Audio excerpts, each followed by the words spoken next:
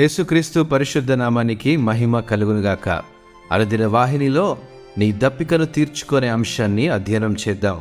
యోహాను సువార్త 7వ అధ్యాయము 37వ వచనం ప్రకారము, ఆ పండుగలో మహాదినమైన అంత్యదినమున యేసు నిలిచి, ఎవడైనను దప్పిగొనేడలా నా యొద్దకు వచ్చి దప్పి తీర్చుకొనవలెను. యేసుక్రీస్తు తన దగ్గరకు వచ్చి దప్పికను తీర్చుకోమని మనల్ని ఆహ్వానిస్తున్నాడు. మనల్ని ఉత్తేజపరచి పునరుద్ధరించగల జీవజలం కేవలం ఆయన దగ్గరే దొరుకుతుంది. ఈ ప్రపంచంలో మనకు కలిగే ఆనందాల కంటే అర్థవంతమైన వాటి కోసం మన దాహాన్ని తీర్చుకోమని ఆయన మనలను పిలుస్తున్నాడు. మనము ఆయన వద్దకు వచ్చినప్పుడు మనము ఇక ఎన్నటికీ దప్పిగొనమని దేవుడు మనకు వాగ్దానం చేస్తున్నాడు.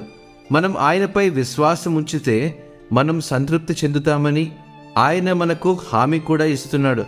ఈ దప్పికను తీర్చుకున్నప్పుడు మనము ఆత్మతో నింపబడి ఉప్పొంగే ప్రేమలో గొప్ప సంతోషాన్ని ఆస్వాదించవచ్చు. ఈరోజు మనం యేసుక్రీస్తు దగ్గరకు వచ్చి జీవజలాన్ని త్రాగినప్పుడు ఆయన నిజమైన మరియు శాశ్వతమైన సంతృప్తికి మూలమని అర్థమవుతుంది. ఆయనే నిజంగా మన హృదయాలను నింపగలడు మరియు మన లోతైన ఆత్మీయ దాహాన్ని కూడా తీర్చగల సమర్థుడు. ఇటు మాటలను దేవుడు ఆస్వాదించునుగాక. ఆమెన్.